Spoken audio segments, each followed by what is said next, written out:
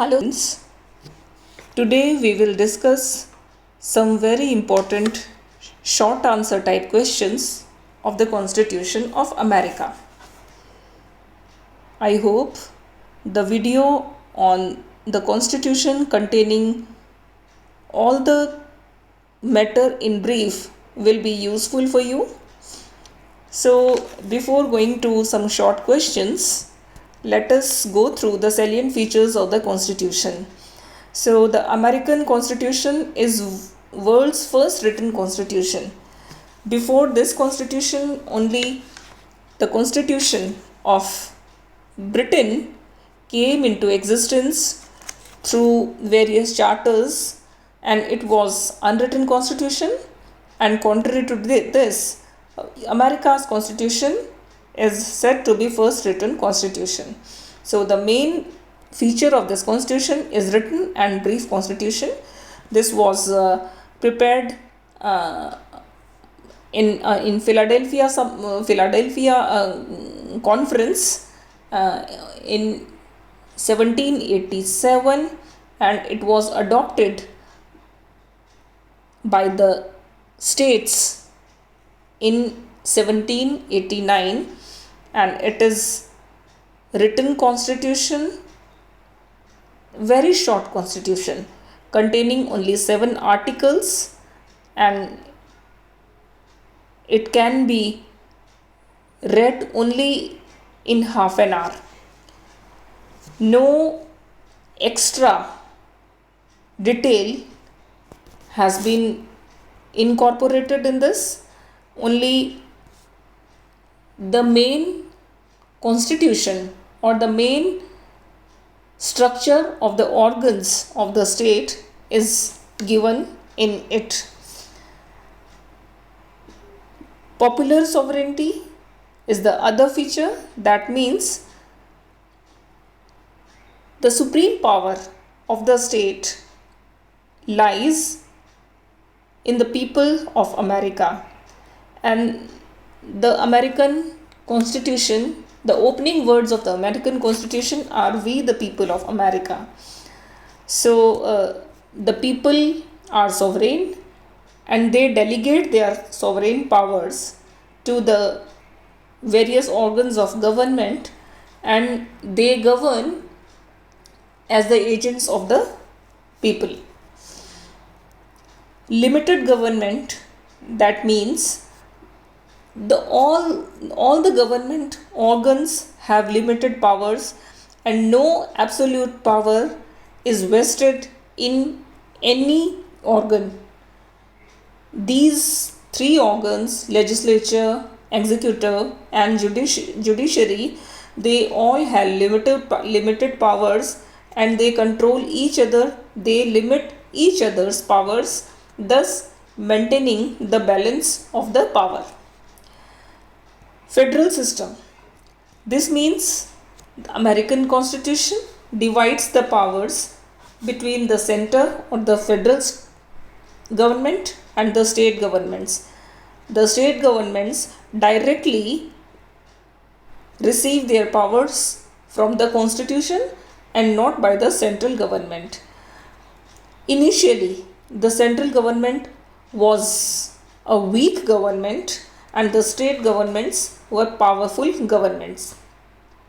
But later on, owing to various reasons, central or federal government increased its powers, but still state government have no less power, and they are in the position to bargain or to maintain their autonomy separately or collectively. Republican government. This means the head of the state shall always be elected by the people directly or indirectly. Presidential form of government means the head of the state, that is the president, is not only the nominal head, but he is actual head. All the powers are vested in president. All the powers of the executive are vested in him, and president has owes no responsibility towards legislature, and he has no direct relation with legislature. He is independent, quite totally independent from the legislature, thus making the executive separate and strong. Supremacy of the constitution. This means the constitution is supreme body, and all the organs of the government derive their powers and their duties assigned to them by the constitution, and this supremacy of the constitution is guarded by the judiciary, and thus making judiciary the powerful function. Supremacy of the constitution, this we have discussed.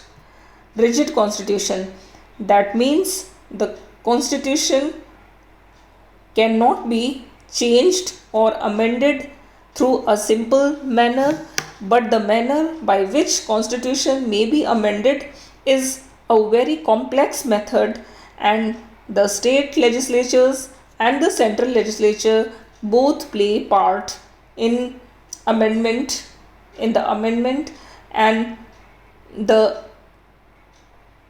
state government's ratification of not less than 75%, and the proposal by the both the houses of the legislature with no less than 2/3 of their total majority. So this proposal and the ratification, these two stages are not very easy to gain, and that's why American Constitution has seen only 27 amendments over a period of 200 years. Judicial supremacy, that means among the three organs, the judiciary may be assumed to be supreme, because it is the judiciary that can make the laws made by legislature and the laws implemented by executive null and void if they are not according to the constitution. And in this way, judiciary has received so much power that it is said to be the third chamber of the Congress. So in doing its functions, sometimes judiciary changes the law in a way that it does not seem to be the original legislation that was passed by the legislature. So most of the judicial decisions have aided too much in the constitution's explanation. Supremacy, separation of powers, that means all the three organs have separate powers receiving directly from the constitution, and they do not interfere or meddle among other powers. In this way, the constitution framers were very much inspired by the theory of separation of powers of French thinker Montesquieu. Checks and balances. So the practical aspect of separation of power becomes as the checks and balances doctrine, and that means though every organ is separate and has no interference from the other organ, but still the constitution gives every organ the power to check or control the other two organs in such a way that they may not become the dictator. Like Congress has power to control president and judiciary in some manner. President has power to control judiciary and legislature in some other manner, and judiciary has power to seek control on legislature and executive. So in this way, all the three branches of the government have effective check on each other, thus making the balance in the government system. Bill of Rights, that means the constitution, though it is a very short constitution, but still it incorporates explicitly the citizens charter, explaining various rights of the citizen. Though this was not originally in the constitution, but the first 10 constitutional amendments were devoted to Bill of Rights, and in this way, through the first 10 amendments, the citizens charter or this Bill of Right was added in the constitution. Dual citizenship, that means every citizen is citizen of United States as well as citizen of his own domicile state. Now we come to some short but very important questions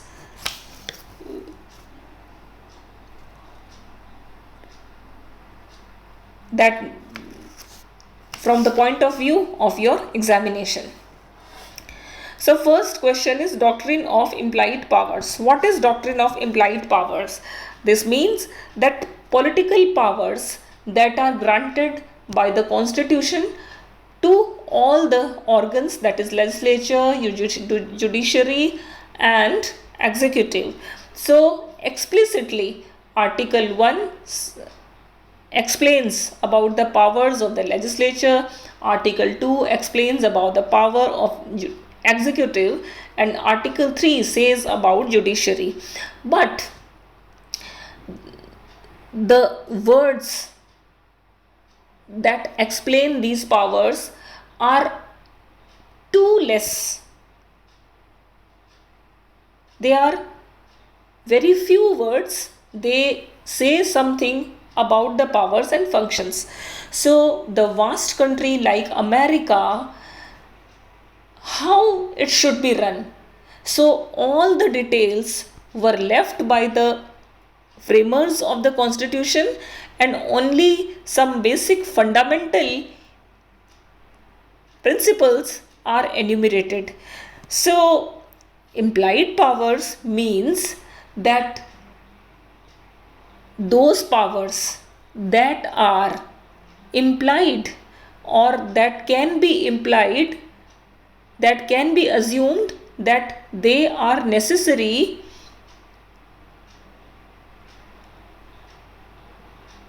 when the explicit powers are used. We can say that the explicit or clear powers that are mentioned in the constitution contain so many implied powers within themselves that without using those implied powers, these clear powers cannot be used. In this way, Congress and presidency, both the organs have received or they have reached innumerous powers through these explanations of implied powers. Thus, what is implied power? This has the right of the judiciary to explain what is implied power of any clear power that is mentioned in the constitution. And the very first time it was suggested by Hamilton in 1790, only 1 year after the execution of the constitution, and then it was ratified or recognized by Chief Justice Marshall in Maryland case.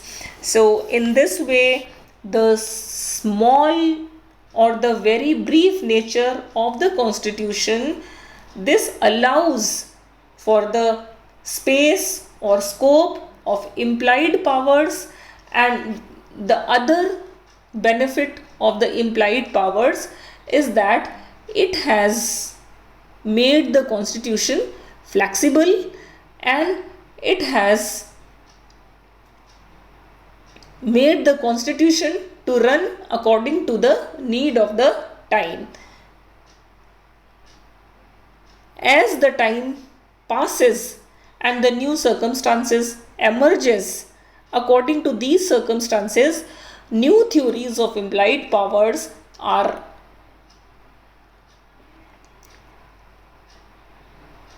these new theories are considered to be necessary, and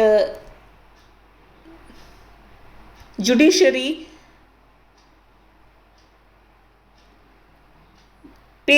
put its acceptance on these implied powers. So the doctrine of implied powers is very important in terms of the functionality of American Constitution. The other very important question is about the electoral process of the President of America. So the President of America has some qualification of the age of not less than 35 years of age, and he must be a natural born citizen of America, and he must have a domicile of not less than 14 years. So with these qualifications, any person can secure his candidature as the presidency.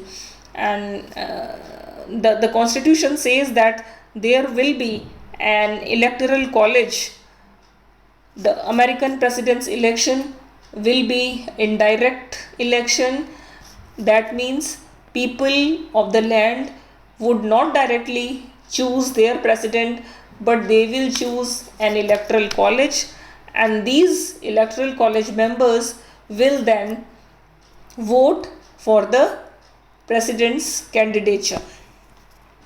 So this electoral college will consist of total 538 members.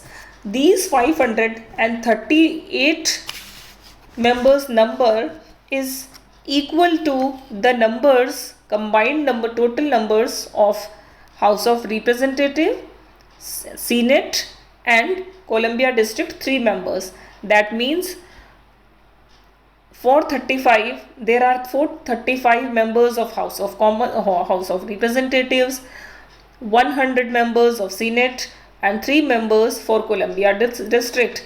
What we have to understand is that the members of Senate and the members of House of Representatives, they do not make the electoral college, but equal to these numbers. That means 435 plus 100 plus 3. So equal to these numbers, other people, any common citizen may be nominated by the political parties, or political parties that are basically two political parties, Republican Party and Democratic Party. So these parties or the people of the land, they nominate their electoral college candidate, and after these nominations, actual voting for the electoral college happens, and the candidate who is chosen for the electoral college then has right to vote for any one of the candidate of the president and vice president, and they vote at their respective states capitals, and their votes are then sent to the house of to the Congress, and then Congress in front of their members votes are counted and the winner is declared. So in this way the electoral college has the power to elect the president. Now another question relating to the president is the doctrine of senatorial courtesy. So if we are asked about what is senatorial courtesy, so let us understand about this convention. So the very first thing that must be clear to us that senatorial courtesy is not a constitutional feature, but this is a tradition, this is a convention that is followed conventionally out of practice. So what is this? So first, there is a constitutional binding on president that the high profile appointments made by the president will be legal only. These high profile appointments would have support and approval of the Senate. So the clear cut majority of the Senate approves the appointments done by the president, and without the approval of the Senate no appointment is going to be legal. Now what is senatorial courtesy? So that means any appointment that is related to a particular state, say New York state or Ohio state, any state. So if an appointment is related to a particular state, then it is considered to be the courtesy towards the Senate, two senators of that state, because each state sends its two senators in the Senate. So these two senators are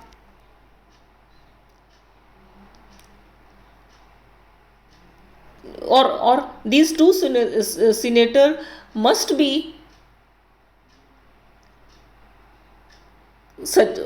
taken suggestions, or their approval is necessary,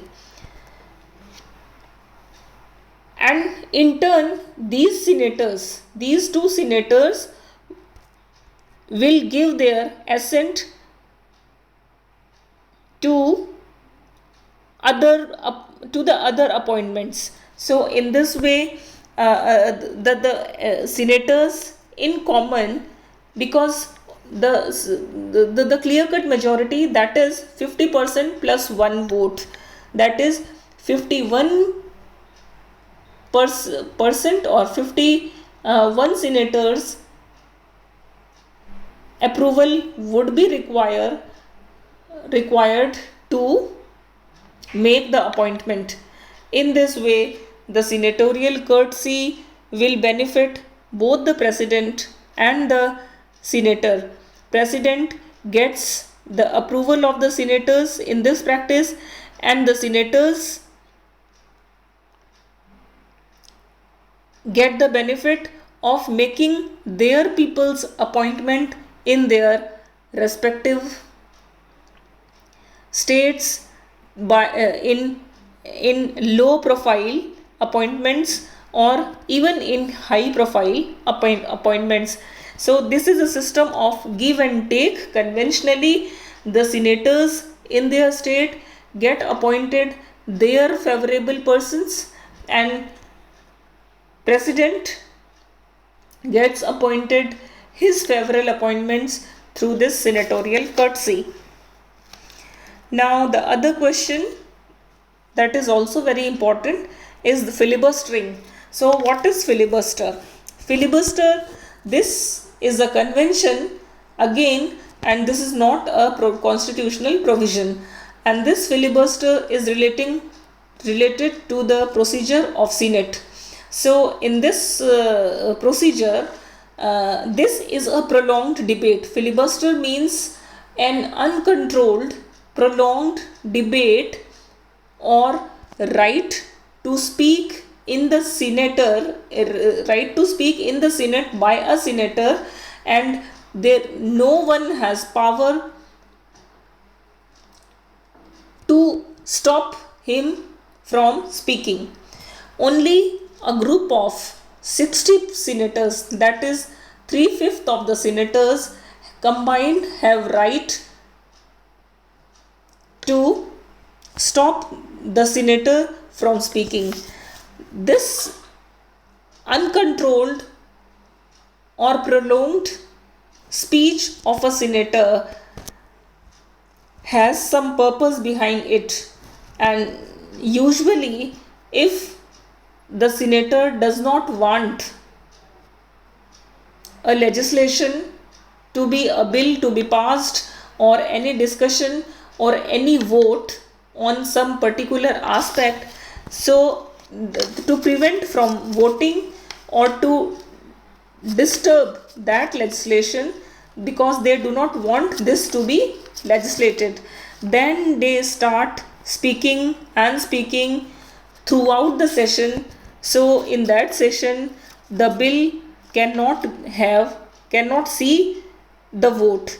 So in this way, the filibuster is a bad practice, and this prevents the legislation or the lawmaking in time, and in this way the Senate comes as a reactionary body when we come to the developmental schemes of the president. When president wants a law to be made at the earliest, but if there is the majority of opposition party in the Senate, so these parties senators would not allow this legislation or the bill to be passed, and they use their power of filibustering. By this, they continuously speak, and there is no time left for the voting. So in this way, this is a bad practice in American politics. So there is one more bad practice, is gerrymandering. So again, this gerrymandering has its roots in convention and tradition, and some again this has some bad political practices including it. So gerrymandering is basically manipulating the boundaries of the electoral districts. So when the House of Representatives election takes place, every state has right to have demarcation of the electoral districts boundaries. So whichever political party is in power in particular state, that political party tries to reform or demarcate the constituencies in such a way that his party's candidates get more votes, and the opposition party's candidates' vote are scattered, and thus losing the votes. So in this way, this is a bad electoral practice by which each political party, the party in power in that state, tries tries to attract or to consolidate more votes in its favor.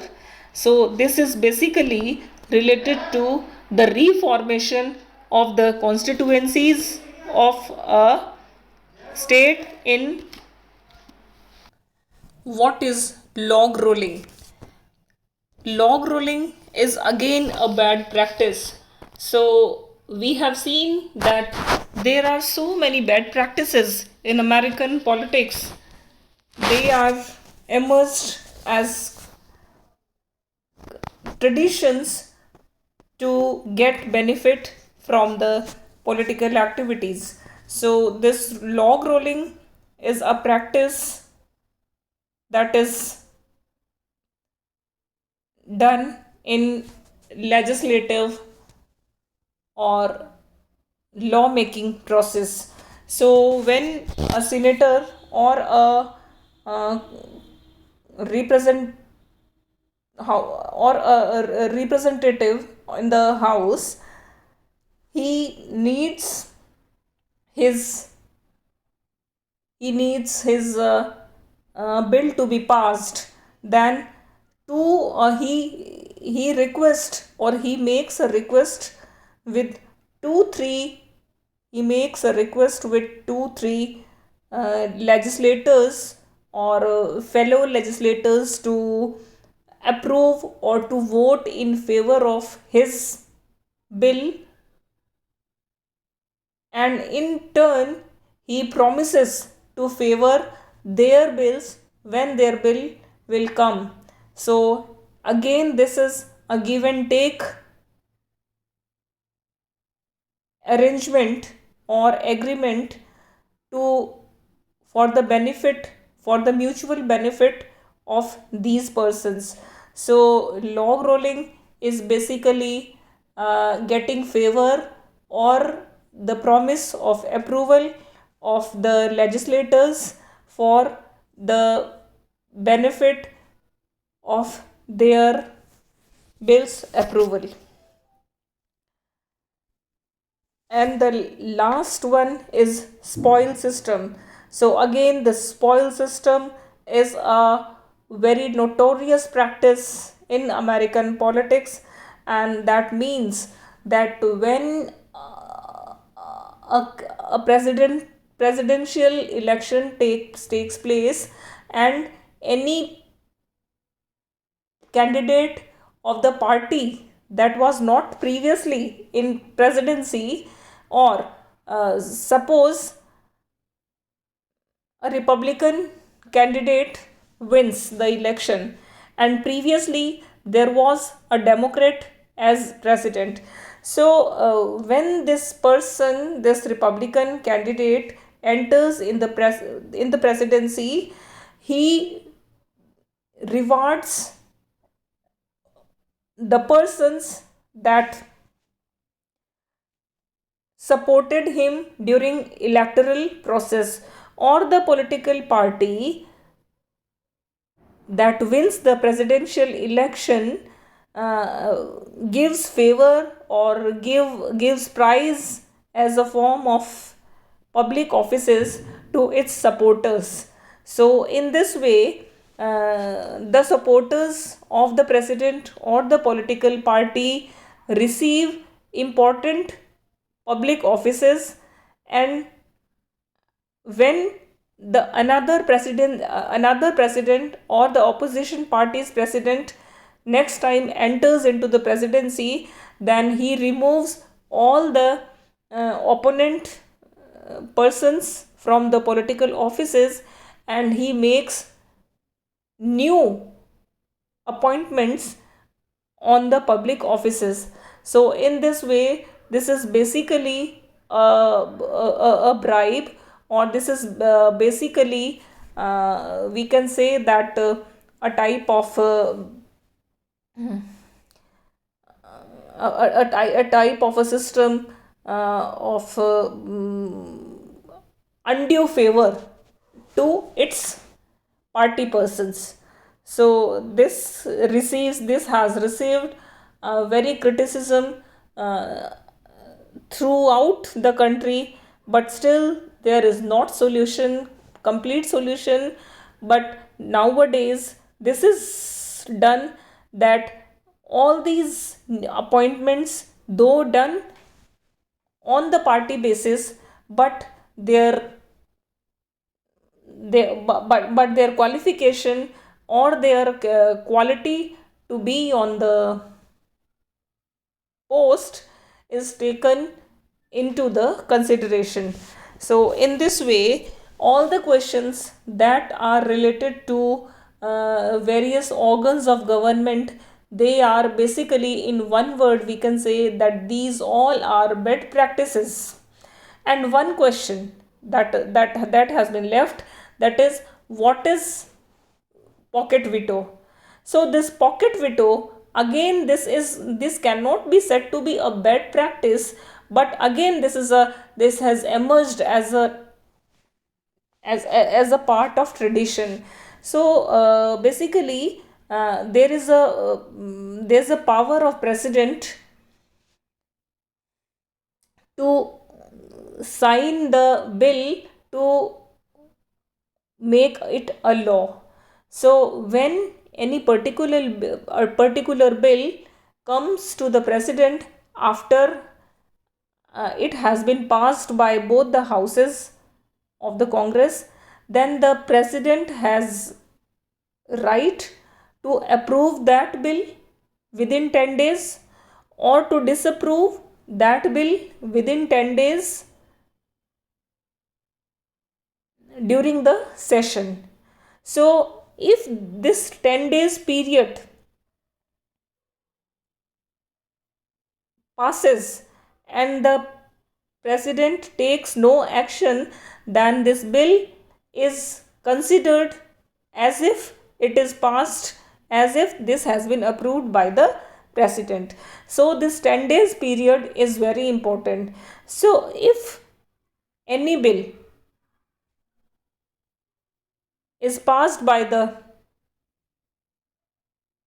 Congress at the very last time, or during the 10 days period, and less than 10 days are left in the adjournment or in the completion of this Congress session, and then this bill is sent to president's approval.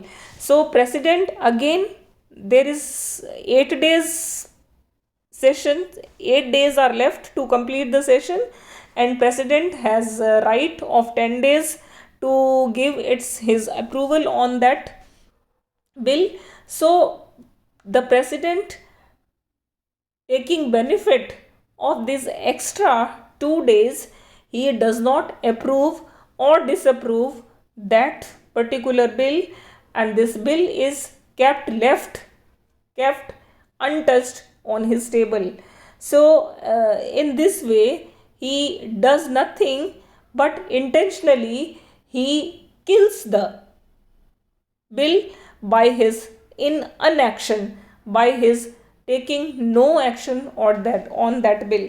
So this basically, this is called pocket veto, and this emerges from the time period shortage,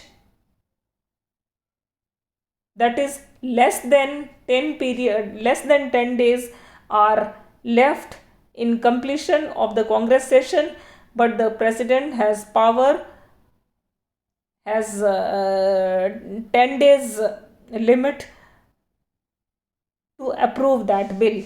So in this way, the pocket veto emerged, and the main veto, that is suspensive veto, by which the president has power to approve, or power